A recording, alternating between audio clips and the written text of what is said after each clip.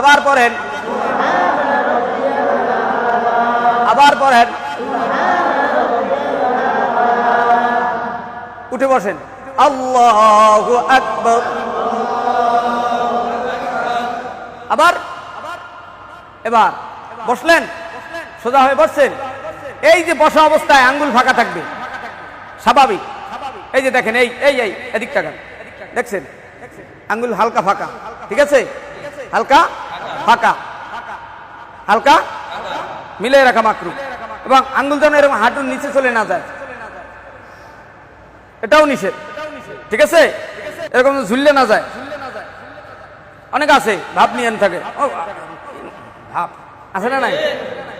আবার এরকম টোক্কা দেয়, কি আছে আছে, আবার টুপি ঠিক করে